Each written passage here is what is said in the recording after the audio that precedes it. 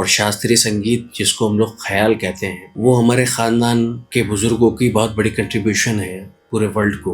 ये कितनी खूबसूरत चीज़ है म्यूज़िक कि एक इंसान को इंसान बनाने में सबसे बड़ा योगदान म्यूज़िक का है। तो ऊपर वाले की कृपा रही कि मैंने ऐसी ऐसी जगह परफॉर्म किया कि जहाँ लोग जाने के लिए सोचते हैं। अक्सर लोग यही बोलते हैं, लेकिन पता है सच यही होता है कि जब आप अपने देश को प्रेजेंट करते हो, रिप्रेजेंट करते हो ना, वही इंसान बड़ा हो जाता है। इंसान को इंसान बनाने के लिए म्यूज़िक की बहुत ज़रूरत है। किसी बीमारी को दूर करने के लिए म्यूज़िक बहुत ज़रूरी है। आजकल थेरेपी होती है म्यूज़िक से। बिल्कुल। म्यूज़िक बहुत बड़ी चीज़ है। अब्दुल करीम कन्हैया भी कहा जाता था। उसके अलावा आज पूरे देश में विदेश में जो घराना जिसका नाम है, वो ख्याल का एक सबसे बड़ा घराना है। महाभारत जब था तो वहाँ पे महाराजा कर्ण जो थे, ये उनके नाम से घराना बसाया गया। जैसे कि कहा गया ना, गुरुर ब्रह्मा गुरुर विष्णु गुरुदेव महेश्वरा। तो ये सच बात है। जिन लोगों ने अपने गुरुओं की सेवा करी है वो लाइफ में अपने टारगेट को अचीव कर पाए हैं, और गुरु से बढ़ के कुछ नहीं होता मुझे लगता है। हिंदुस्तानी शास्त्रीय संगीत इतनी बड़ी चीज है, जब आप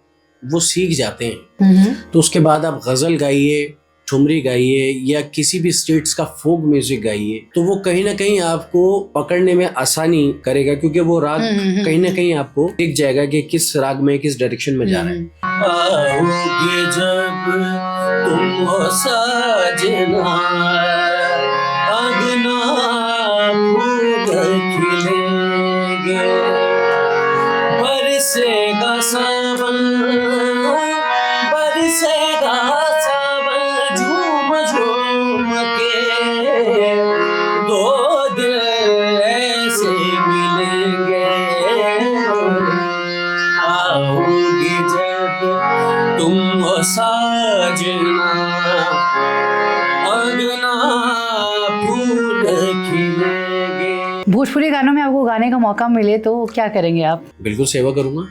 भोजपुरी इंडस्ट्री को किस रूप में देखते हैं? उनकी म्यूजिक इंडस्ट्री को किस रूप में देखते हैं आप? कहीं पॉलिटिक्स बहुत ज़्यादा है, उस वजह से नहीं आ पाते।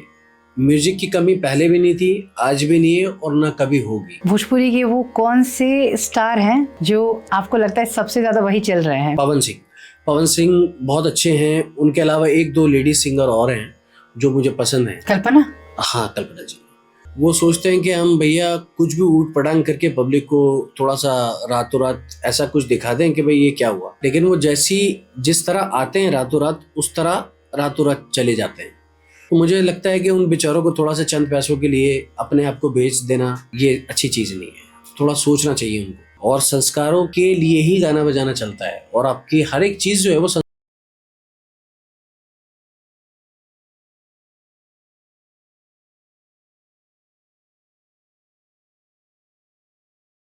किराना घराना का वो सुर जिसे दुनिया सांस रोक कर सुनती है। आज हमारे द स्मिता पॉडकास्ट में एक ऐसे मेहमान हैं, एक ऐसे शख्सियत है जो कि लाखों लोगों की, करोड़ों लोगों के दिलों की जान है। और मैं यहाँ पर उनका वेलकम करती हूँ उस्ताद अमजद अली खान का। आप लोगों को मैं पहले बता देती हूँ कि ये पॉडकास्ट बहुत ज़्यादा आपको पसंद आने वाला है, क्योंकि उनके ज़िंदगी से जुड़ी हर बातें आपको सुनने को मिलेंगी, कुछ ऐसी बातें जो आपको अंदर से मोटिवेट भी करेंगी। तो चलिए सबसे पहले हम उनका स्वागत कर लेते हैं। बहुत बहुत स्वागत है उस्ताद जी आपका। नमस्कार। सबसे पहले ये बताइए कैसे हैं आप? मैं ठीक ठाक हूँ, आपकी दुआ है, अल्लाह का करम है, सब ठीक ठाक है। मैंने सोचा इस पॉडकास्ट को थोड़ा सा हम और ज़्यादा कह सकते हैं खुशनुमा बनाएं, क्योंकि हम लगातार कुछ ना कुछ नए नए कंटेंट लेकर आ रहे थे अपने दर्शकों के लिए। तो हमने सोचा संगीत से अच्छा तो कुछ होगा नहीं, और संगीत एक ऐसा माध्यम है जो ऊपर वाले से मिलवाता है। यह सच है या नहीं है? पहले यही से शुरुआत कर लेती हूँ। बिल्कुल सच है, और ये भगवान की आराधना है और एक एजुकेशन का पार्ट है जो कि हमारी संस्कृति को दर्शाता है। और इतने साल बड़ा हमारा इतिहास है, उसमें पूरे इतिहास में शुरू से आखिरी तक अभी तक आपको म्यूज़िक मिलेगा। और शास्त्रीय संगीत जिसको हम लोग ख्याल कहते हैं, वो हमारे ख़ानदान के बुज़ुर्गों की बहुत बड़ी कंट्रीब्यूशन है पूरे वर्ल्ड को। और आज जो पूरा ख्याल गाया जा रहा है उसमें हम सभी बुज़ुर्गों का इसके अंदर योगदान है, लेकिन उसमें सबसे ज़्यादा हमारे बुज़ुर्गों का योगदान है। शास्त्रीय संगीत जिसके बारे में जो कि शास्त्रों से चला आ रहा है, उसे शास्त्रीय संगीत कहते हैं। तो ये आप कब से आपका जो रुझान है आपको इसकी तरफ बढ़ा? एक्चुअली रुझान तो नहीं था, मैं सच बताऊँ आपको, लेकिन जो बच्चा बच्चा होता है, लेकिन जब उसको अक्ल आती है तो उसको समझ आने लगती है कि अपने हमारे बड़े क्या कह रहे हैं, हमारे घराने की जिम्मेदारियाँ क्या हैं, और ज़िम्मेदारी के अलावा ये कितनी खूबसूरत चीज़ है म्यूज़िक, कि एक इंसान को इंसान बनाने में सबसे बड़ा योगदान म्यूज़िक का है। देख लीजिए आप, जहाँ पे आज म्यूज़िक नहीं है, अफ़गानिस्तान तबाह है क्योंकि वहाँ म्यूज़िक नहीं है, जबकि वहाँ एक टाइम में बड़ा अच्छा म्यूज़िक हुआ करता था। लेकिन जिस जगह म्यूज़िक नहीं होगा तो वो जगह बर्बाद हो जाएगी। तो वो एक एग्जांपल है अफ़गानिस्तान। और मुझे लगता है कि हमारे अंदर, आपके अंदर अल्लाह ताला जब हमें धरती पे भेजता है तो सबको म्यूज़िक दे के भेजता है। जो बच्चा आके धरती पे रोता है तो वो तीनों ऑक्टेव में से कहीं ना कहीं एक जगह रोता है। और हार्ट बीट जो है ये हमारी एक स्पीड है। भगवान न करे वो क्लिक कभी भी ख़राब हो जाए किसी के लिए भी, तो वो वापस भगवान के पास जाने का तो लय और सुर दे के भेजता है ऊपर वाला हमेशा। लेकिन उसको तरसाने के लिए, उसको तराशने के लिए एक उस्ताद की, एक गुरु की ज़रूरत पड़ती है। तो मैं बहुत भाग्यशाली हूँ कि मैं इस घराने में हुआ। मेरे फादर, मेरे दादा अब्दुल्ला खां साहब, मेरे नाना उस्ताद शकूर खां साहब जिन्हें पहला पद्मश्री मिला हिंदुस्तान की तरफ से, और पहले सरंगी थे वो, ऑल इंडिया रेडियो के सीनियर स्टाफ आर्टिस्ट थे। और जब भारत आज़ाद हुआ तो पहली सरंगी मेरे नाना की ऑल इंडिया रेडियो से बची। तो बहुत अच्छी बात है। जैसे कि क्या होता है कि हम बचपन से ही, अगर मैं अपने बारे में बात करती हूँ कि जैसे मेरे फादर जो है एडवोकेट है, तो हमारे यहाँ ये होता है ना कि यार पापा एडवोकेट है तो घर में सारे के सारे लोग जो होते हैं ना कहते हैं हमें भी एडवोकेट बनना है, या इस तरीके से चीज़ें चलती आती रहती हैं। लेकिन कोई एक ऐसा बच्चा निकल जाता है जो ये कहता है हमें ये नहीं बनना है, हम कुछ अलग करेंगे। जैसे मैं अपने बारे में बात करती हूँ तो मुझे मीडिया में जाना था, मेरे घर में जितने लोग हैं सारे ही एडवोकेट हैं, सिस्टर ब्रदर सब लोग। तो ऐसा आपके साथ नहीं हुआ कि हमारे फैमिली में सब उस्ताद थे तो मुझे कुछ अलग हट के करना है, या आपके अंदर शुरू से ही था, बिगनिंग से ही मुझे भी उस्ताद ही बनना है? नहीं, मैं सच बताऊं तो मेरे अंदर नहीं था, लेकिन हमारे घराने की जो जिम्मेदारियां, जैसे कि ये हमारी माशाल्लाह 15वीं जनरेशन कर रही है, और अलाउद्दीन खिलजी के ज़माने से ये घराना है, और महाराजा करण जो थे उन्होंने कैराना घराना बसाया था। तो एक बड़ी लंबी एसोसिएशन है। लेकिन बचपन में तो ये था कि भैया क्रिकेट खेल लो जाके, या कभी डांस का बड़ा शौक था तो डांस थोड़ा बहुत कर लेता, तो मैं बिरजू महाराज जी का डांस देखा करता था। लेकिन कुछ चीज़ें ऐसी लाइफ में हुई कि उन जिम्मेदारियों ने इसकी तरफ बिल्कुल मोड़ डाला। जबकि गुरुजी तो शुरू से मेरे फादर साहब ने मुझे म्यूज़िक सिखाया, मैं करता था, लेकिन जो एक सीरियसनेस जो आती है बच्चे के अंदर, वो कभी कभी ऐसी चीज़ें हो जाती हैं लाइफ में कि जिससे कि इंसान बिल्कुल सीरियस हो जाता है उसकी तरफ। तो मेरे फादर उस्ताद अख्तर नवाज़ खां साहब एक बहुत अच्छे गायक थे, और अभी वो 10 मार्च को वो एक्सपायर हो गए पिछले साल। तो वो मुझे सिखाते थे, और मैं 5-7 साल का था जब से मैं म्यूज़िक कर रहा हूँ। और मेरे छोटे भाई अरशद अली ख़ान, वो भी ITC संगीत रिसर्च अकेडमी में है, जहाँ पे संगीत पर रिसर्च होता है। तो हमारे यहाँ बच्चों को शुरू से ही सिखाया जाता है। तो मैंने भी शुरू से सीखा, लेकिन बहुत सारी चीज़ें अचानक से ऐसी आ पड़ी, जैसे कि मेरे फादर साहब की नौकरी छूट गई, तो सारा घर का बर्डन मुझ पे पड़ गया। तो फिर मैंने सोचा कि भैया अब तो बहुत कठिनाई वाला दौर है, अब तो रियाज करना पड़ेगा और कमाना पड़ेगा। तो उसके लिए मैंने फिर, जहाँ पापा मुझे 2 घंटा रियाज कराते थे, फिर मैंने 8-8 घंटे वहाँ रियाज किया। और 8-8 घंटे का रिज़ल्ट ऊपर वाले की कृपा से ये रहा कि आज मैंने पूरा वर्ल्ड टूर किया है। और वर्ल्ड टूर में ऊपर वाले ने मुझे, जहाँ जहाँ लोग बड़ी मुश्किल से जाते हैं वहाँ मुझे गाने का मौका भी मिला। रिसेंट एक प्रोग्राम में बुलाया गया जो कि उज़्बेकिस्तान में था, और उज़्बेकिस्तान में 80 कंट्रियाँ एक साथ परफॉर्म कर रही थी। 80 कंट्रीज? हाँ। तो उसमें से मैंने भारत को 2nd प्राइज़ दिलाया। ऊपर वाले की कृपा रही कि वहाँ भी अल्लाह ताला ने मेरी इज़्ज़त रखी, और हिंदुस्तान को जाना लोगों ने, हिंदुस्तान के ख्याल को जाना। जबकि मैं तो एक बहुत छोटा अदना सा आर्टिस्ट हूँ, मेरी कोई बिसात नहीं है उसको दर्शाने की, लेकिन मैंने कोशिश करी और अल्लाह ने मेरा साथ दिया। अक्सर लोग यही बोलते हैं, लेकिन पता है सच यही होता है कि जब आप अपने देश को प्रेजेंट करते हो, रिप्रेजेंट करते हो ना, वही इंसान बड़ा हो जाता है। ये एक खासियत है आपकी, और दर्शक भी देख ही रहे होंगे, वो भी समझ ही जाएंगे। जैसे कि आपने बताया अपने बारे में कि बहुत कम उम्र में जो है आपने शुरुआत कर दी सीखने की संगीत की। तो अब ये बताइए कि कोई ऐसा समय आया होगा जिस समय मन बोला और यार छोड़ो ये सब, अब मुझसे नहीं होगा, मैं यहाँ छोड़ देता हूँ, ऐसा कुछ समय आया था कभी? नहीं, वो ऐसा मन जब भी था जब मुझे समझ नहीं थी, मुझे कुछ पता नहीं था, म्यूज़िक के बारे में कुछ पता ही नहीं था। मैं छोटा था, सोचता था कि यार क्रिकेटर बन जाऊँ, सारे दिन क्रिकेट खेलना है, या मैं कोई अच्छा डांसर बन जाऊँ। बिरजू महाराज जी का मतलब मुझे डांस बड़ा पसंद था। वो एक्चुअली वो जब टीवी चैनल्स में आता था शॉर्ट, मतलब छोटे छोटे शॉर्ट आते थे सुबह में, तो मुझे बड़ा अच्छा लगता था। लेकिन जब समय आया और मैं थोड़ा सा वो हुआ, तो फिर समझ में आया कि हमारे ख़ानदान ने पूरी दुनिया को इतना ज़्यादा आगे दिया है म्यूज़िक, और आज हम इसको छोड़ के किसी और तरफ जाएंगे तो मुझे लगता है कि वो सही चीज़ नहीं है। और म्यूज़िक से मुझे लगता है कि अच्छी चीज़ कोई नहीं है। इंसान को इंसान बनाने के लिए म्यूज़िक की बहुत ज़रूरत है, किसी बीमारी को दूर करने के लिए म्यूज़िक बहुत ज़रूरी है। आजकल थेरेपी होती है म्यूज़िक से। बिल्कुल। तो म्यूज़िक बहुत बड़ी चीज़ है, और हर राग की एक प्रकृति है, उसका एक एटमॉस्फेयर है।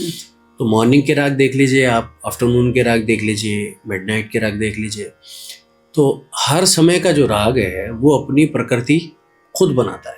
तो सुर के जब हम सुर लगाते हैं, कोमल हो या शुद्ध हो, तो उसका जो एटमॉस्फेयर बनता है ना, वो इंसान के जीवन पे, उसकी बॉडी पे, उसके माइंड पे बहुत असर करता है।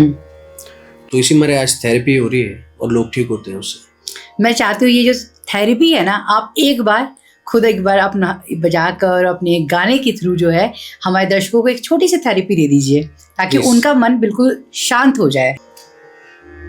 मैं आपके सामने ख्याल की यमन की बंदिश पेश कर रहा हूँ।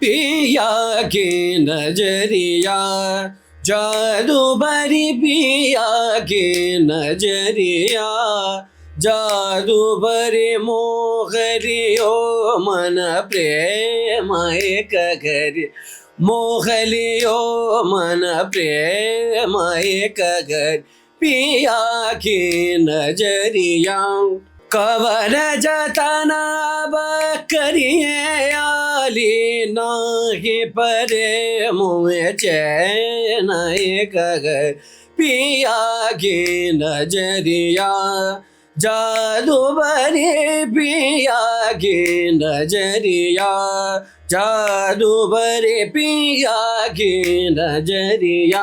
पम गरे ग मदनी रे धनी द पम ग म गरे धनी रे धनी द धनी मदनी ग मद पम गरे ग मदी द पम गरे ग म गरे धनी रे धनी द पम गरे गरे रे द, पिया की नजरिया सनी रे धनी द पम ग मदनी रे धरे धनी द पम ग मदनी धनी नि द पम ग मनी द गरे ग मद रे ग द पम गरे ग मदनी गरे धनी द पम गरे द, पिया की नजरिया जादू भरी, पिया की नजर, पिया की नजर, पिया की नजरिया रे रे। वाह, थैंक यू। शब्द नहीं है मेरे पास बोलने के लिए, पर हमारे दर्शकों के पास जो है ये शब्द ज़रूर होगा। कमेंट के ज़रिए वो ज़रूर बताएंगे कि उनको कैसा लगा, और ये थेरेपी उनके काम भी आने वाली है। जिस तरीके से मैंने आपको सुना है, और मेरी नज़र नहीं हट रही है, कान एकदम खुले हुए नहीं, अब तो एक सेकंड में मैं पॉज नहीं ले सकती, यहाँ पे सुनती रहूँगी लगातार। जिस तरीके से आप इतनी अच्छे से आपने गाया है, आप विदेशों में भी जाते रहते हैं, आपके शोज़ वहाँ रहते होंगे, ऐसा कभी नहीं हुआ किस्सा, अरे यार ये उस्ताद तो बहुत अच्छा गाते हैं, इनको यहीं रख लेते हैं, बंदिश बना लेते हैं, ऐसा हुआ क्या कभी? हाँ, नहीं, मेरे पास यूक्रेन में एक बार इस तरह का हुआ था। जो एम्बेसडर की वहाँ पे एक बेटी थी, उनका कुछ इस तरह का मतलब शुरू हुआ कि भाई यहाँ पे म्यूज़िक एक सब्जेक्ट के तरीके से स्कूल में रखा जाएगा और ख़ास आपको यही रुकना। लेकिन मैंने वहाँ रुकना पसंद नहीं किया, क्योंकि हमारा हिंदुस्तान वो जैसे कि लोग बोलते हैं सोने की चिड़िया वाकई में है, और हिंदुस्तान में जो हिंदुस्तानी शास्त्रीय संगीत है उसकी कई पीढ़ियों से हमारे बुज़ुर्ग सेवा करते आ रहे हैं। तो मैंने सोचा कि यहाँ रह जाएंगे तो फिर वो गाना बजाना इतना आगे नहीं बढ़ पाएगा, तो मैं वहाँ से छोड़ के फिर अपने हिंदुस्तान आया। और जो मैं वहाँ रहता तो वो एक मुख्तसर जगह थी जो सिर्फ वहाँ के आसपास के लोग थे वो सीख पाते भी। लेकिन गाना बजाना मैं चाहता था कि जैसे कि मेरे बुज़ुर्गों ने आगे इस चीज़ को दिया तो मैं थोड़ी बहुत सेवा कर सकता हूँ, तो मैं भी उस लिस्ट में आ जाऊँगा जो ऊपर वाले की कृपा रही। तो ये सोच रहे हैं। जैसा कि आपने बताया कि आपके जो पूर्वज रहे हैं अलाउद्दीन खिलजी। नहीं, अलाउद्दीन खिलजी हमारे पूर्वज नहीं थे। अलाउद्दीन खिलजी के ज़माने से वो घराना। हाँ, तो उनके बारे में आपने क्या सुना है?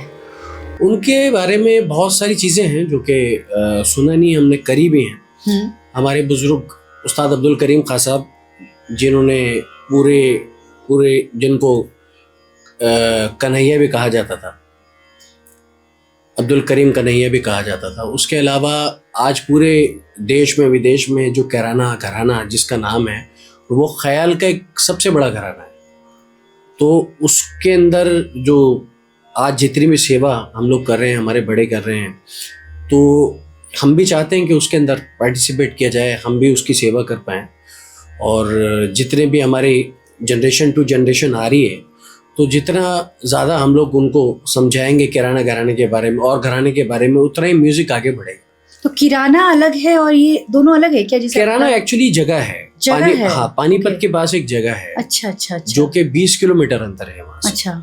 और ये अलाउद्दीन खिलजी जो थे उनके ज़माने से है ये। मतलब महाभारत जब था तो वहाँ पे महाराजा करण जो थे, ये उनके नाम से किराना बसाया गया। अच्छा। वो पूरी जगह जो है वो महाराजा करण की है। तो गाने का एक स्टाइल है किराना घराना। तो उसमें अब प्लेबैक सिंगर भी बहुत सारे आ गए, पंडित भीमसेन जोशी आ गए, जिन्हें मैं उनकी बात आपसे करने वाली थी कि उनकी चीजें जैसी रही है, उनके बारे में आपका क्या ख्याल है? ये क्वेश्चन मैं करने वाली थी। एक्चुअली उनके बारे में ख्याल, मैं क्या ख्याल दे सकता हूँ उनके बारे में। वो मेरे पड़दादा के शागिर्द थे और उनका बहुत बड़ा कंट्रीब्यूशन है हमारे घराने को, और उन्होंने बहुत आगे इस चीज़ को लेके गए। पूरा महाराष्ट्र और 89% कर्नाटका, वो सब हमारे शागिर्द, मतलब शागिर्दों के शागिर्द हैं, उनसे चला आ रहा है। तो पंडित भीमसेन जोशी जो हैं वो सवाई गंधर्व एक अब्दुल करीम खां साहब के शागिर्द थे, मेरे पड़दादा के, उनके शागिर्द के शागिर्द हैं। तो जब वो हिंदुस्तान आए, मतलब इस हिंदुस्तान मीन्स जब वो इस तरफ आए नॉर्थ साइड में, तो उन्होंने अपने जूते हाथ में ले लिए कि नहीं, मेरे बुजुर्गों की जगह है और मेरे गुरु सब लोग यहाँ रहते हैं, तो उन्होंने कहीं भेद भी ना हो जाए, तो इस मारे अपने जूते अपने हाथ में उठा के वो चले। तो जैसे कि कहा गया ना, गुरुर ब्रह्मा गुरुर विष्णु गुरुर देवो महेश्वरा, तो ये सच बात है। जिन लोगों ने अपने गुरुओं की सेवा करी है वो लाइफ में अपने टारगेट को अचीव कर पाए हैं, और गुरु से बढ़ के कुछ नहीं होता, मुझे लगता है। गुरु ही ईश्वर के पास पहुंचाते भी हैं। गुरु के ज्ञान से इंसान आगे बढ़ता है। तो गुरु बहुत बड़ी चीज़ है, और वो हमें ज्ञान और दिखाते हैं, हमें रास्ता दिखाते हैं आगे बढ़ने का, मार्ग दिखाते। बिल्कुल सही बात है। चलिए एक चीज़ और बताइए आप, कि मैंने बहुत बार सूफी सुना हुआ है, तो सूफी आप गाते होंगे? सूफी मैं गाता नहीं हूँ, मैं हिंदुस्तानी शास्त्रीय, मतलब जिसको शास्त्रीय गायक हूँ। लेकिन हिंदुस्तानी शास्त्रीय संगीत इतनी बड़ी चीज़ है, जब आप वो सीख जाते हैं तो उसके बाद आप गज़ल गाइए, ठुमरी गाइए, या किसी भी स्टेट्स का फोक म्यूजिक गाइए, तो वो कहीं ना कहीं आपको पकड़ने में आसानी करेगा, क्योंकि वो राग कहीं ना कहीं आपको दिख जाएगा कि किस राग में, किस डायरेक्शन में जा रहा है, तो आप उसको जल्दी पिकअप कर सकते हैं जी। और वो उसको जो गाएंगे आप, वो आप ऐसा गाएंगे कि वो शायद कोई ना गा पाए। उसके लिए लेकिन सीखना बहुत ज़रूरी है, मुझे लगता है।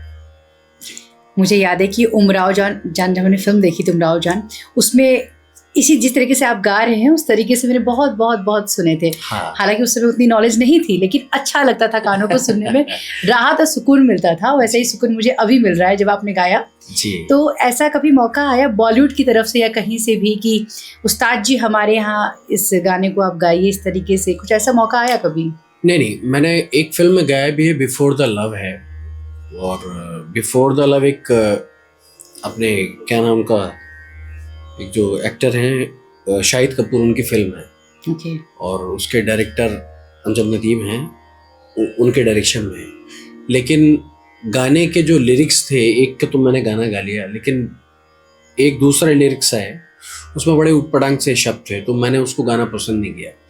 क्योंकि क्या है कि आजकल की फिल्मों में और पहले की फिल्मों में ज़मीन आसमान का फ़र्क है। आजकल के जो वर्डिंग्स होते हैं वो मतलब एक, मैं इस पे चैनल्स पे आपके माध्यम से बोलना नहीं चाह रहा, लेकिन वो बड़े अनएजुकेटेड से होते हैं, जबकि एजुकेशन का ज़माना है। इस टाइम तो ये सब नहीं होना चाहिए, लेकिन जो पहले के गाने हुआ करते थे वो उनके लिरिक्स, उनके मैसेजेस गाने के जरिए इतने अच्छे हुआ करते थे कि आने वाली नई पीढ़ी जो है ना उसको अच्छा कुछ कर पाने के लिए बढ़ती थी। आजकल के गाने जब आते हैं कि 4 बोतल वोडका काम मेरा रोज का, तो वो बच्चा क्या सीखेगा? अब जब वो बच्चा पहले ही वोडका की बात करेगा तो आगे वो क्या अचीव कर पाएगा? बिल्कुल ही सही बात है। तो पुराने गाने जितने भी हैं वो सब राग बेस्ड गाने हैं जी, और उनको मुझे लगता है कि कहीं ना कहीं उनमें बहुत ज़्यादा मेलोडी है। आपको किसी का भी सुन लीजिए, लता जी का सुन लीजिए, आशा जी का सुन लीजिए, मोहम्मद रफ़ी का सुन लीजिए, मुकेश का सुन लीजिए। और शास्त्रीय गायक जो होगा, जब वो अच्छी तरह सीख जाता है गाना, अच्छी तरह तो खैर सारी ज़िंदगी भी नहीं कर पाते, लेकिन जब वो गाना सीखते हैं तो उन्हें पता लगता है कि ये किस रूट से है गाना, मतलब किस राग में है गाना, तो उसको पिकअप करने में, उसे गाने में बड़ी इजीली उसको ग्रिप में आ जाता है। मुझे लगता है कि सीखना बहुत ज़रूरी है। जैसा कि आपने बताया कि पुराने ज़माने के गाने और अब के गाने में ज़मीन आसमान का अंतर है। अभी लोग कुछ भी गा रहे हैं।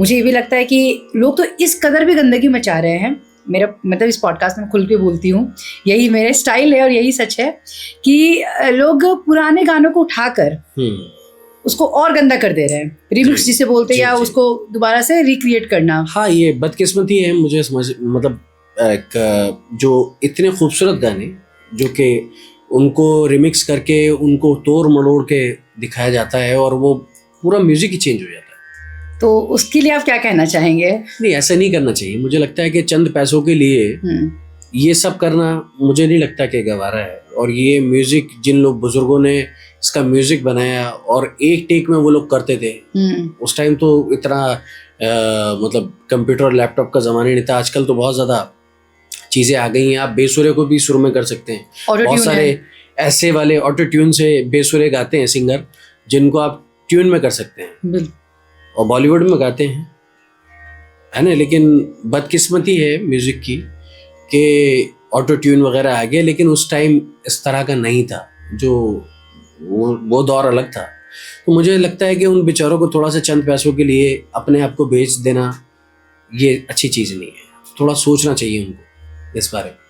जैसा कि अभी म्यूजिक कंपनी में, जैसे म्यूजिक की बात अगर हम कर रहे हैं यहाँ पर, तो एक सवाल मेरे जहन में उठता है, क्या मतलब गाने खत्म हो गए हैं क्या?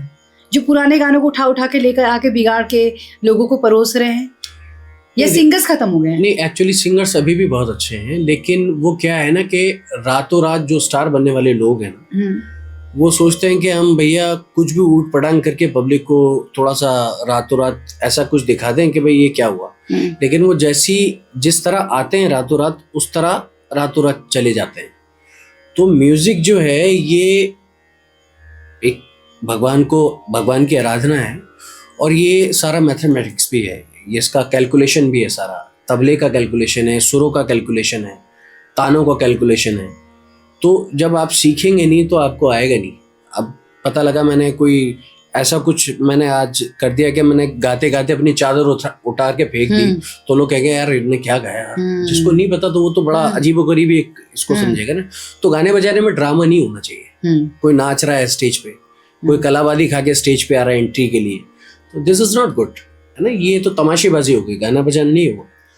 पहले के टाइम में सोशल मीडिया नहीं था, अब के टाइम में सोशल मीडिया है। हाँ। तो अब ये हो रहा है कि रातों रात लोग जो है स्टार बन जा रहे हैं और रातों रात लोग गिर भी जा रहे हैं। हाँ। तो सोशल मीडिया को आप किस नज़र से देखते हैं? देखिए, सोशल मीडिया को मैं इस नज़र से देखता हूँ कि जैसे कि टीवी चैनल्स पहले भी था, आज भी है, लेकिन ये देखने वाले पे डिपेंड करता है कि वो क्या देखना पसंद करें। उसके अंदर उसमें बहुत अच्छी चीज़ भी आती है, बहुत बुरी चीज़ भी आती है, ये अपनी चॉइस पे डिपेंड करता है। तो एजुकेशन जो है, संस्कार, मुझे लगता है कि अपने बुजुर्गों से संस्कार लेने चाहिए, और संस्कारों के लिए ही गाना बजाना चलता है, और आपकी हर एक चीज़ जो है वो संस्कारों पे डिपेंड करती है। जब आप सुबह उठ के ही आपका गाना ही ये होगा 4 बोतल वोडका काम मेरा रोज़ का, तो आपका पूरा दिन कैसा निकलेगा आप सोच लीजिए।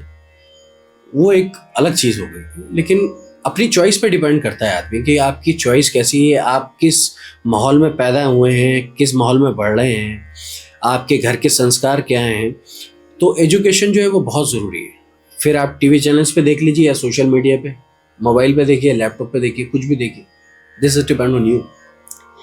बात कर लेते कोविड के दौर की। जी। मैं जितने भी कलाकार से भी मिली हूँ, जिनके साथ भी मैंने पॉडकास्ट किया है, उस्ताद जी, वो सब परेशान थे कोविड के समय में, क्योंकि उन्हें प्रोग्राम्स नहीं मिल रहे थे और कोविड का दौर ऐसा चल ही रहा था कि लोग डरे हुए सहमे हुए भी थे और काफ़ी मौतें भी हो रही थी उस टाइम। तो ऐसा कुछ समय आपके साथ भी बीता था क्या? नहीं, मेरे कई अच्छे अच्छे दोस्त और मेरे बुजुर्ग दोस्त भी, और मेरे कई ऐसे जो मतलब जिनको मैं अपनी जान ही समझता था, वो कोविड के समय मुझसे छूट गए, मतलब हमेशा के लिए चले गए। तो उस टाइम लेकिन मैंने क्या, बहुत सारे लोगों ने हार नहीं मानी और ऊपर वाले की कृपा है आज हम सब जिंदा सलामत हैं। लेकिन वो वक्त बड़ा अलग अजीब व गरीब था, लेकिन म्यूज़िक को लोगों ने तब भी नहीं छोड़ा। मैंने अपने चैनल से कई आर्टिस्टों को लाइव कराया, हमारे चैनल से वो लाइव आए और लाइव उन्होंने परफॉर्म किया। तो म्यूज़िक तब भी चलता रहा, लोग अपने घरों में, एक यही ज़रिया था कि म्यूज़िक के ज़रिए ज़िंदा रहे, चैनल्स के ज़रिए ज़िंदा रहे। अच्छे अच्छे चैनल्स आ गए, उनको देखा, म्यूज़िक अच्छा अच्छा सुना लोगों ने, और क्लासिकल चलता रहा, ऊपर वाले की कृपा रही। ये चलता रहा। हाँ। लोगों को शांति मिलती रही। बिल्कुल बिल्कुल, वो थेरेपी का ही काम किया उस समय। बिल्कुल बिल्कुल, सुकून दिया लोगों को। हाँ, लेकिन देखिए म्यूज़िक की बात हम कर रहे हैं और एक चीज़ मेरे जहन में आ रहा है कि उस टाइम पे मुझे अच्छे से याद है, कई ऐसे कलाकार थे जिनके स्टेज शो ही होते थे, ठीक है, तो वो स्टेज शो भी नहीं कर पाते थे और उनकी आर्थिक स्थिति भी जो है ख़राब हो गई थी। तो दूसरा पहलू हम ये भी देखते हैं कि लोगों के मन में उस समय आइडियाज़ भी बड़े आए कि क्या कुछ नया करना चाहिए, घर बैठे बैठे बहुत सारे आइडियाज़ आए। क्या आपके मन में कुछ आया? हाँ नहीं, मेरे मन में सिर्फ यही आइडिया है कि भाई अभी तो स्टेज का टाइम नहीं है, तो लोगों को लाइव लिया जाए चैनल्स पे, उनको लाइव करा जाए, खुद भी लाइव गाया जाए, है ना। और उस टाइम फैमिली के साथ बड़ा अच्छा टाइम बीता और रियाज का बहुत अच्छा टाइम मिला। तो बहुत सारे आर्टिस्ट हैं जो हमारे भाई बंधु हैं, उनको मैंने सब अपने चैनल से लाइव कराया। मेरा एक किराना घराना म्यूज़िक एकेडमी है और उस चैनल से हमने एकेडमी वाले चैनल से लोगों को लाइव लिया, आर्टिस्टों को लाइव लिया, और बहुत अच्छे अच्छे देश के हमारे आर्टिस्ट उससे लाइव आए। आपका कोई पसंदीदा राग जो आपके दिल के बहुत करीब है और आप हमारे दर्शकों को सुनाना चाहते हो? पसंदीदा तो सारे ही हैं, लेकिन ऊपर वाला समय पे लाज रख ले, किसी भी राग की ये बड़ी चीज़ होती है। राग रसोई पागड़ी है, तो मेरा पूरी धनाश्री बहुत फेवरेट है, टोड़ी बहुत फेवरेट है, और सारे बहुत अच्छे राग हैं। बस हम सुनना चाहेंगे। हाँ प्लीज।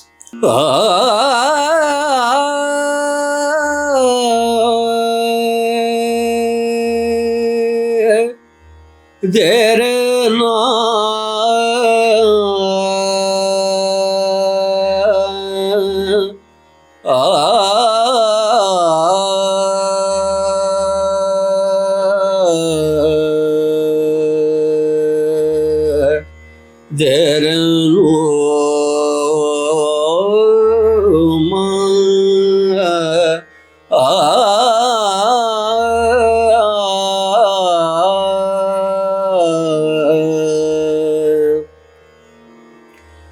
पायलिया जनकार रे मोरे, पायलिया जनकार रे मोरे, जनन जनन बाजे पायलिया, पायलिया जनकार रे मोरे, पायलिया जनकार रे मोरे, या जनकार रे मोरे, पिया समझावो समझता नाही, पिया समझावो समझता नाही, साजन नद मोरी देगी गारिया, बयलिया जनकार रे मोरे, बयलिया जनक, बयलिया जनक,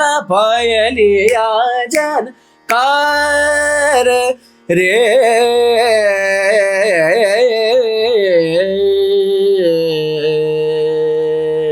वाह, एक ही शब्द है मेरे पास आपके इस गाने के लिए, वाह।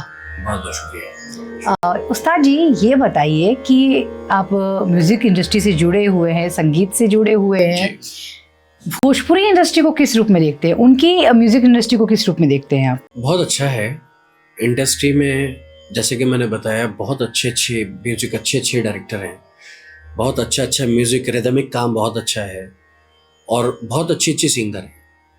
लेकिन क्या होता है, किसी कारण वो आगे नहीं आ पाते, कहीं पॉलिटिक्स बहुत ज़्यादा है, उस वजह से नहीं आ पाते। म्यूज़िक की कमी पहले भी नहीं थी, आज भी नहीं है, और ना कभी होगी। लेकिन कभी कभी ये देखा जाता है कि बहुत ज़्यादा जो अच्छे सिंगर होते हैं ना, उनको अच्छा प्लेटफॉर्म नहीं मिल पाता जी। अब आप इसको पॉलिटिक्स मान लीजिए या कुछ भी मान लीजिए, लेकिन जहाँ तक मैंने सुना है, और मैं जिन आर्टिस्टों को सुनता हूँ भोजपुरी, वो बहुत अच्छे हैं और बहुत अच्छा गाते हैं, रिदमिक पैटर्न बड़े अच्छे अच्छे बनाते हैं म्यूजिक डायरेक्टर। क्योंकि मैंने केरला, मलयालम म्यूजिक और भोजपुरी, बांग्ला और महाराष्ट्रियन म्यूजिक, और मैं काफ़ी स्टेट्स में गया हूँ, तो मैं जिस स्टेट्स में जाता हूँ ना, मैं वहाँ का म्यूजिक सुनता हूँ, क्योंकि मैं एक शास्त्रीय गायक हूँ।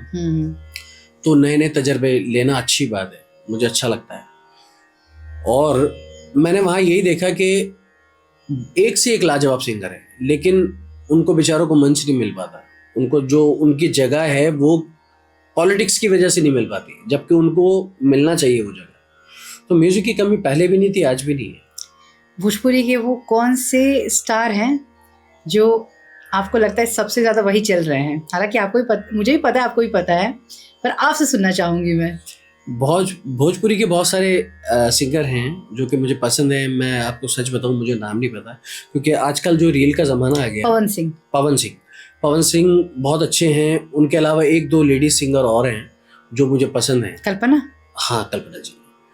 उसके अलावा एक दो लोग और भी हैं जो मेरे जहन में नहीं आ रहे अभी आपके, लेकिन मैं उनको पसंद करता हूँ, मुझे अच्छा लगता है उनका गाना। और उसके अलावा मैं पुराने गाने मोहम्मद रफ़ी के बहुत सुनता हूँ, मुकेश के बहुत सुनता हूँ, मन्ना डे को बहुत सुनता हूँ, और ख्याल तो मैं सुनता ही हूँ। पंडित भीमसेन जोशी मेरे बहुत अच्छे, मतलब पसंदीदा शास्त्रीय गायकों में से हैं। राशिद भाई मेरे उस्ताद मशकूर अली खां साहब, मुबारक अली खां साहब, मेरे फादर उस्ताद अख्तर नवाज़ खां साहब। उसके अलावा और भी बहुत सारे काफ़ी और घरानों के जो अच्छे बड़े बड़े कलाकार हैं, वो मुझे बहुत पसंद है, मैं उनको अक्सर सुनता हूँ। भोजपुरी गानों में आपको गाने का मौका मिले तो क्या करेंगे आप? बिल्कुल सेवा करूँगा, भोजपुरी अंदाज में। बिल्कुल। मैंने एक्चुअली, हम लोगों ने शांति निकेतन में एक प्रोग्राम किया था, तो उसका एक बाकायदा ऑडिशन हुआ था हमारे ऑफिस में। तो उस टाइम मैं कहीं जॉब करता था, तो वहाँ पे ऑडिशन हुआ बहुत सारे सिंगर्स का। तो भाई शांति निकेतन जाना है, तो कम से कम 15-20 लड़के लड़कियाँ थी, उन सबका ऑडिशन हुआ, क्योंकि वहाँ क्रिटिसाइज बहुत किया जाता है शांति निकेतन में। जो प्रोनाउंसिएशन आपका ठीक नहीं है तो वो भाई नहीं। 20 के 20 जो थे उनका ऑडिशन हुआ, लेकिन वो कोई भी पास नहीं हुआ। तो हमारी जो डायरेक्टर थे, उन्होंने बोला कि भैया आप ही कुछ करो इसका। तो मैंने उसका पूरा एक्सेंट ना, बंगाली जो हम लोग गाते हैं, तो उसका मैंने पूरा उसी ढंग से गाने की कोशिश करी। तो मैंने रविंद्र म्यूज़िक गाया, और इसके लिए हम लोग रविंद्रनाथ टैगोर की 5-7 कॉम्पिटिशन हमने बांग्लादेश में भी जाके वहाँ पे गाया, उसके लिए उनके लिए परफॉर्म किया। तो मेरी खुशकिस्मती रही कि मैंने थोड़ा थोड़ा सबके अंदर, तो मुझे भोजपुरी में मिलेगा तो मैं ज़रूर करूँगा, क्यों नहीं करूँगा। पता है क्या हुआ, आप आ रहे हैं हमारे पॉडकास्ट में, ये हमारे दर्शकों को मैंने बता दिया था। उन्होंने मुझे लिख के कुछ सवाल भेज दिया आपके लिए। बताइए। उन्होंने बोला कि भाई आप जाइएगा तो ज़रूर उनसे पूछिएगा। तो कुछ सवाल मैं यहाँ आपसे पूछना चाहूँगी कि पुरानी फिल्मों में शास्त्रीय रागों का बड़ा ख्याल रखा जाता था, अब की फिल्मों में ऐसा नहीं है, इस बारे में आप क्या सोचते हैं? नहीं, पहले के लोग सीखते थे, और आज के अभी के जो लोग हैं वो रातों रात स्टार वाले, मैंने आपको जैसे कि बताया। तो जब तक सीखेंगे नहीं तो भैया आएगा नहीं। तो सीखना बहुत ज़रूरी है। आजकल लैपटॉप से पूरा म्यूजिक बन जाता है। पहले के लोग पूरा कंपोज करते थे, उसका पूरा कॉर्ड चार्ट बनाते थे, है ना। और आजकल तो आप कट करके भी उसको वापस से कर सकते हैं म्यूजिक को, लेकिन पहले के लोग जो थे वो बड़े दिल से उस चीज को करते थे। तो आजकल का दौर बड़ा अलग हो गया पहले से। मुझे लगता है कि राग बेस्ड थे सारे गाने, आज भी राग बेस्ड हैं गाने, लेकिन जब आप सीखेंगे ही नहीं तो आपको कैसे आएगा उस चीज के बारे में। मुझे तो लगता है कि सीखना बहुत जरूरी है। जरूरी तो है, हमेशा सीखते रहना चाहिए। हीरा मंडी फिल्म आपने देखी थी? मैंने देखी थी। नहीं देखी? मैंने देखी है।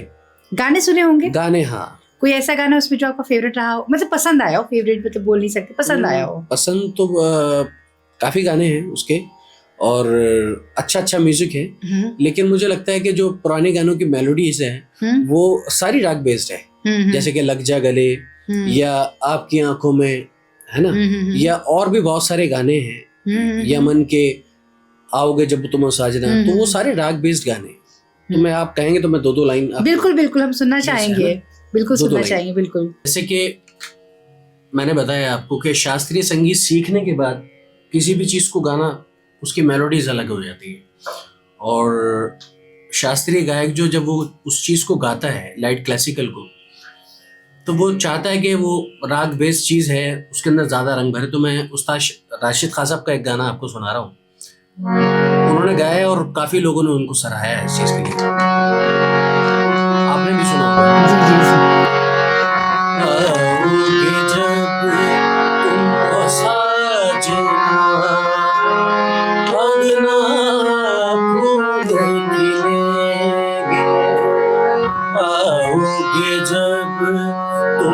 साजना अगना फूल खिलेंगे, बरसेगा सावन, बरसेगा सावन, झूम झूम के दो दिल ऐसे मिलेंगे। आओगे जब तुम हो साजना, अगना फूल खिलेंगे, नैना तेरे कजरारे हैं, नैनों पे हम दिल हारे हैं, अनजाने ही तेरे नैनों ने वाद किए कई सारे हैं। सपनों का जहां होगा खिला खिला, बरसेगा सावन, बरसेगा सावन, झूम झूम के दो दिल ऐसे मिलेंगे। तुम हो साजना, अगना फूल खिलेंगे, अगना फूल खिलेंगे, अगना फूल खिलेंगे। वाह, बहुत अच्छा लगा। जब भी बैठ की याद दिला दी आपने मुझे। मेरी कोशिश है, उन्होंने तो बहुत अच्छा, बहुत अच्छा नहीं, आप बहुत अच्छा, मुझे लग रहा मैं वहीं चली गई थी। बहुत अच्छा लगा, और ऐसा फील हो रहा था, सच बता रही हूँ मैं, कि शाहिद कपूर और करीना कपूर मेरे आँख के सामने चल रहे हो और ये गाना जो है बज रहा हो। बहुत अच्छा लगा। उस्ताद जी, आज के डिजिटल दौर में शास्त्रीय संगीत किस तरह अपनी आत्मा को बचाए हुए है? शास्त्रीय संगीत अपने आप को कैसे बचाए हुए है, ये बड़ा मुश्किल सवाल है। ये दौर जो आ गया, और यहाँ के इस टाइम, जैसे कि मैंने बताया कि म्यूज़िक डायरेक्टर, सिंगर्स रातों रात एक स्टार बनने वाला म्यूज़िक है, तो इसमें लोगों को, जो जिनको आज भी ये लगता है कि नहीं, अपने फैमिली के लिए, अपने बुज़ुर्गों के लिए, अपनी संस्कृति के लिए, अपनी फाउंडेशन को बचाना है, वो आज भी 4 घंटा 5 घंटा रियाज़ करते हैं और अपने बुज़ुर्गों का नाम आज भी आगे बढ़ाने के लिए कोशिश में लगे हुए हैं और करते हैं। देखिए, जो करेगा नहीं उसको आएगा नहीं। ये गैरत का काम है गाना बजाना, और मैं इसको पहले अपने आप को सबसे पहले रखता हूँ इस चीज़ के लिए। दाल रोटी तो हर आदमी को चाहिए, उसको कमाना पड़ता है, लेकिन 12 घंटे 14 घंटे में से आप 1-2 घंटा रियाज के लिए निकालिए, तो मुझे लगता है कि ये म्यूज़िक ना तो पहले ख़राब हुआ था, ना आज ख़राब हुआ और ना कभी ख़राब होगा। जब आप किसी चीज़ को टारगेट बना लेते हैं ना कि भाई मुझे सुबह 10 से 5 मेरी कहीं शिफ्ट है और उसके बाद मुझे वापस फैमिली में आ जाना है, लेकिन मुझे सोने से पहले 1-2 घंटा रियाज़ करना है, तो फिर आपको रियाज़ करना ही है। तो किसी भी चीज़ को मुझे लगता है कि टारगेट बना के करेंगे तो बहुत अच्छा रहेगा। युवा पीढ़ी को शास्त्रीय संगीत से जोड़ने का आसान मार्ग क्या हो सकता है? मुझे सोने से पहले 1-2 घंटा रियाज़ करना है, तो फिर आपको रियाज़ करना ही है। तो किसी भी चीज़ को मुझे लगता है कि टारगेट बना के करेंगे तो बहुत अच्छा रहेगा। युवा पीढ़ी को शास्त्रीय संगीत से जोड़ने का आसान मार्ग क्या हो सकता है?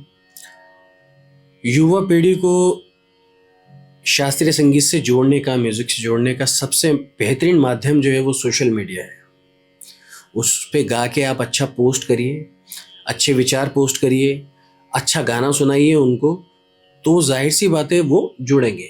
जब आप सोचिए कि एक बीमार इंसान को, एक मरीज़ को गाना बजाना तंदुरुस्त कर सकता है, तो मुझे लगता है कि एक सही समझदार आदमी को गाना बजाना समझ नहीं आ रहा तो उसको कितना टाइम लगेगा समझाने में। बिल्कुल। तो ये बहुत ज़रूरी है कि अच्छा मैसेज देते रहें, अच्छा म्यूज़िक सुनाएं। आज की दुनिया में गुरु शिष्य परंपरा का महत्व कितना बदल गया है? ये आपने बहुत कठिन सवाल किया है। कभी कभी क्या होता है, मैं आपको बताऊं कि गुरु शागिर्द को नहीं पहचान पाता, वो अपनी हस्ती मिटा देता है, लेकिन गुरु को ये लगता है कि अभी इसने कुछ किया नहीं। तो मुझे लगता है गुरु जी को भी थोड़ी सी कृपा करनी चाहिए शागिर्दों पे। मैं भी किसी का गुरु हूँ, मेरे भी गुरु हैं। मेरे गुरु तो बहुत अच्छे हैं, अल्लाह का शुक्र है कि मैं इस फैमिली में पैदा हुआ।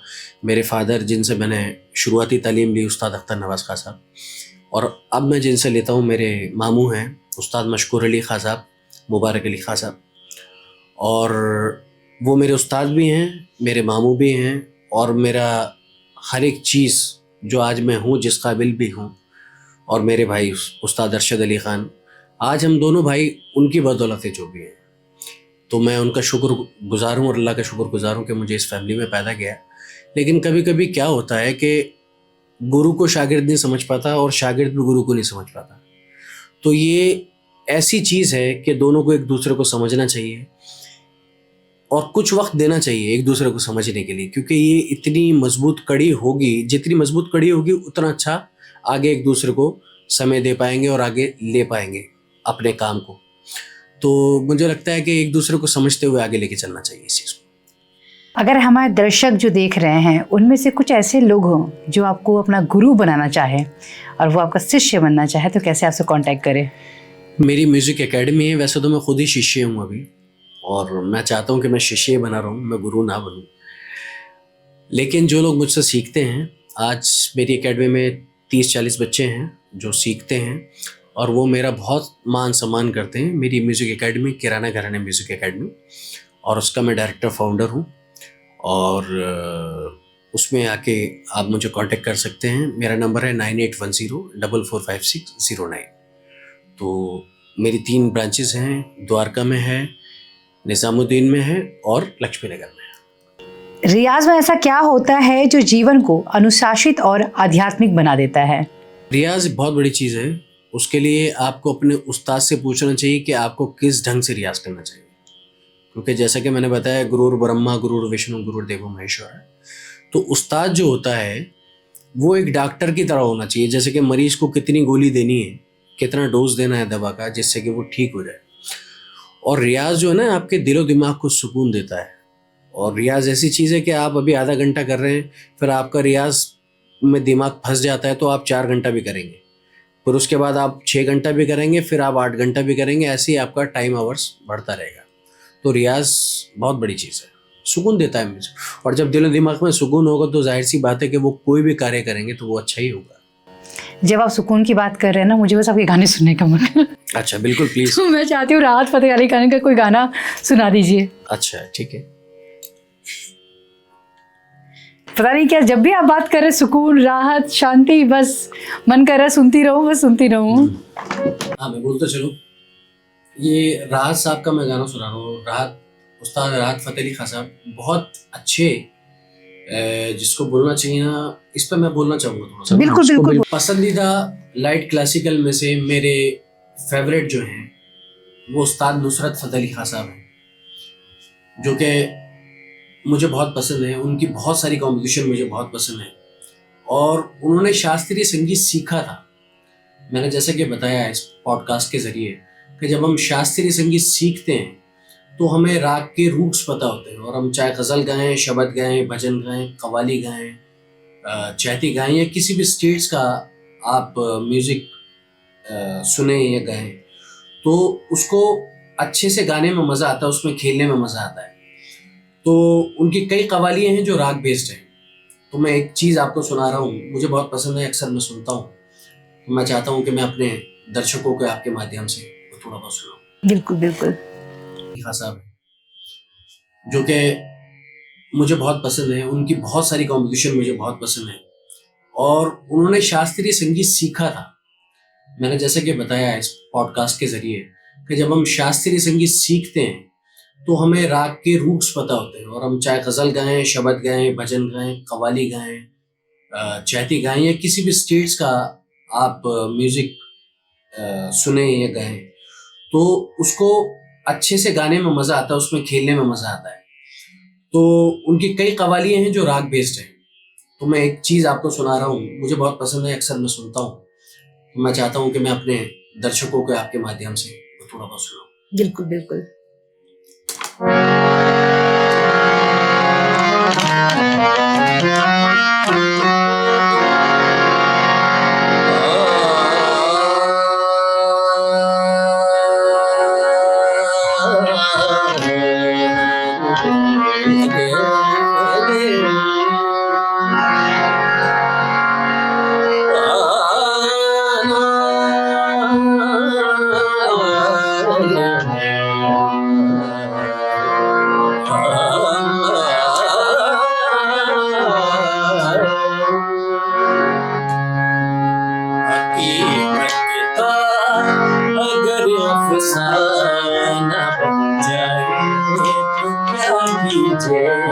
हकीकत का अगर अफसाना बन जाए तो क्या कीजिए।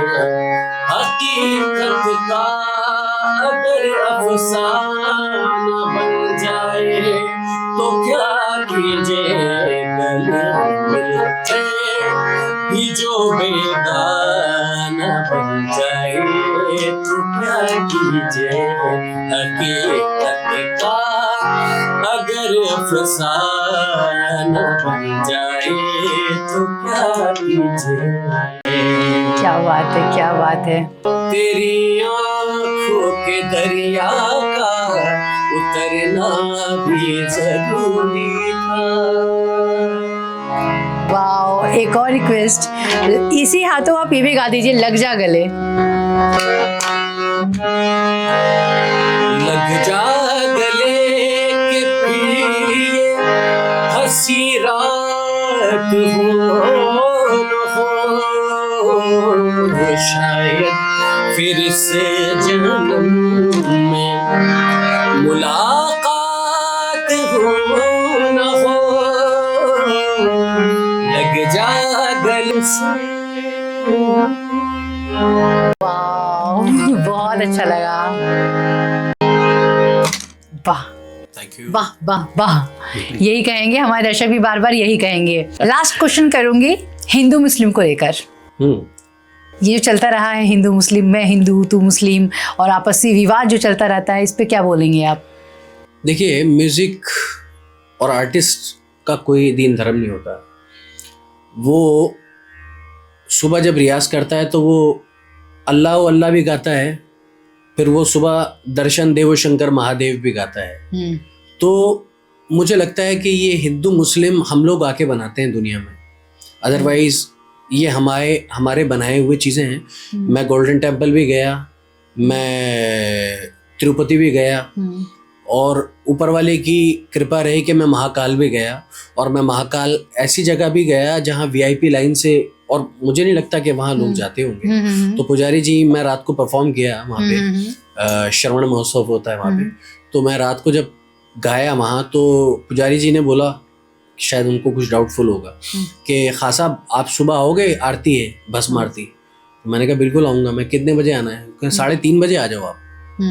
तो मैं भस्म आरती ली मैंने जाके। तो मुझे लगता है कि ये सब बहुत छोटी बातें हैं, हिंदू मुस्लिम सिख ईसाई। मुझे लगता है कि इंसान को पहले इंसान बन जाना वो बहुत ज़रूरी है, क्योंकि हिंदू मुस्लिम बाद में है और ये सब फालतू चीज़ें हैं और ये पॉलिटिक्स की गेम है सारी। मैं पॉलिटिक्स में नहीं बढ़ना चाहता। मैं चाहता हूँ कि मैं एक इंसान हूँ, आर्टिस्ट हूँ, और मैं हिंदू मुस्लिम सबकी सेवा करूँ। और आर्टिस्ट जो होता है वो मेरे अलावा जितने भी आर्टिस्ट हैं वो इन सब चीज़ों से बहुत अलग होते हैं। और वो मुझे लगता है कि जिन आर्टिस्टों में ये चीज़ है भी, वो आर्टिस्ट भी नहीं और वो इंसान भी नहीं है।